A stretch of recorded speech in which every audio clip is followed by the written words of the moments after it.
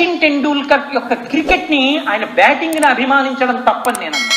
సచిన్ టెండూల్కర్ వెనకాతల జీవితాన్ని కూడా మీరు పరిశీలించండి.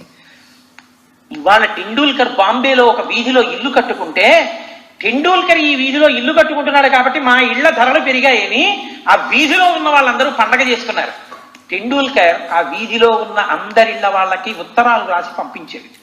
నేను ఇల్లు కట్టుకుంటున్నప్పుడు ఫౌండేషన్ వేసేటప్పుడు రాళ్లని తేల్చవలసి వస్తే అప్పుడప్పుడు చిన్న చిన్ని బాంబులు పెట్టవలసి వస్తోంది.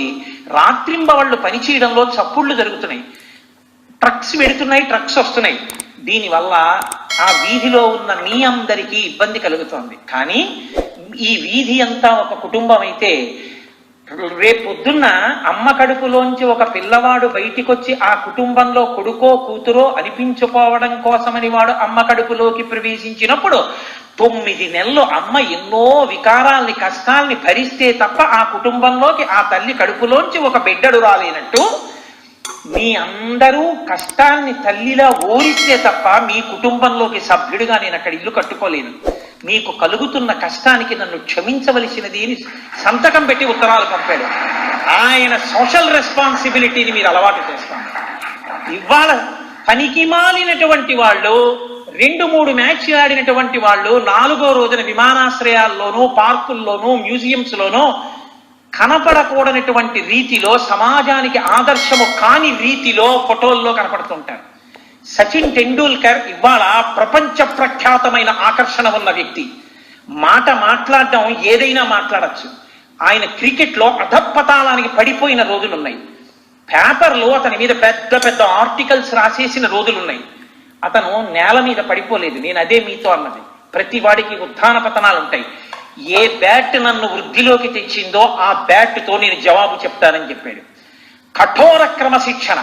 24 గంటల్లో 24 గంటలు ఏసీలో ఉండగలడు, ఏసీ కారులో వెళ్ళగలడు.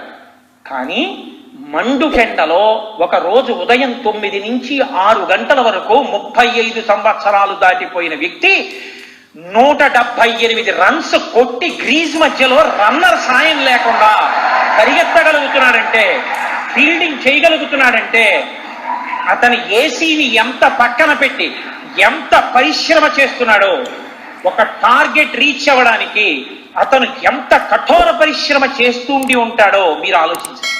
కించిత్ జీవితంలో పైకొస్తే ఇంకా తమ పుట్టిన దగ్గర నుంచి అలాగే పుట్టి పెరిగినట్టుగా అతుక్కుపోతారు ఆ భోగాలకి. ఎంత సింపుల్ లివింగ్ అతని వెనకాతల లేకపోతే అతను తట్టుకుని ఎండలో నిలబడగలుగుతున్నాడు. ఒక్కొక్క రోజున అంతంత పెద్ద పెద్ద రికార్డ్స్ చేస్తాడు. మీరు ఈసారి టెండూల్కర్ రికార్డ్ సెలబ్రేట్ చేసుకోరా అని అతను కొలీగ్ని అడిగితే ఆయన అన్నాడు, చేసుకుని విసిగిపోయాం. టెండూల్కర్ రికార్డు చెయ్యని రోజు ఎప్పుడు ఉందని అడిగాడు. అతను క్రీజులోకి వస్తే రికార్డు, అది ఎవ్వరూ సాధించలేని రికార్డు. ఆ రికార్డు చెయ్యగానే అతను చేసే పని ఒక్కసారి తలపైకెత్తి ఊర్ధ్వలోకాల్లో ఉన్న తన తండ్రికి కృతజ్ఞత చెప్తాడు.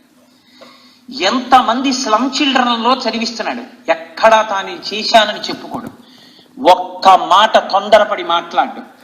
ఎవ్వరి మీదైనా వ్యతిరేకంగా ఎక్కడైనా ఒక్క మాట టెండూల్కర్ మాట్లాడినట్టు నాకు చూపించండి. అడిగినా అడగకపోయినా నన్ను అడిగితేనండి అని సాగదీస్తాడు ఇంతలవాడు.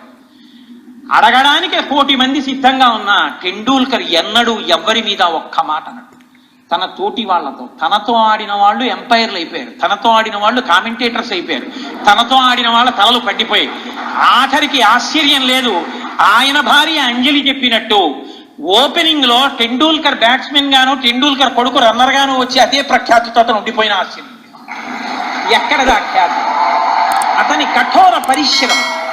నేను మీతో మనవి చేసేది అదే. టెండూల్కర్ క్రికెట్ ని చూడడం కాదు, టెండూల్కర్ ఆ స్థాయికి ఎదగడం వెనక ఏదుందో మీరు చూడండి. ఆయన ఏం చెప్పుకున్నాడో తెలుసా అండి దానికి సమాధానం? నేను బ్యాట్ పట్టుకుని అన్యమనస్కంగా ఏదో ఆలోచిస్తూ షాట్ కొట్టినప్పుడు ఆ బాల్ వెళ్ళవలసిన డైరెక్షన్ లో, వెళ్ళవలసిన వేగంలో వెళ్ళకపోతే మహాకోపంతో 2-3 బాల్స్ చూసి లోపలికి వచ్చి, ఏట్రా కాన్సన్ట్రేషన్ లేని ఆట అని నన్ను లాగి లెంప మీద ఈ గురువు గారే కొడితే నీ గ్రీస్లో పడిపోయాను. ఆనాడు మా గురువు గారు కొట్టిన దెబ్బ జ్ఞాపకం ఉండిపోయి ఒక బాల్ వస్తున్నప్పుడు గ్రద్ద ఆకాశంలో ఉండి కోడి పిల్లని చూసినట్టు చూస్తుంటారు. ఎక్కడ పంపడుతుంది, దీన్ని ఏ డైరెక్షన్ లో పట్టాలని అంత స్ట్రోక్ అప్లై చేస్తాను.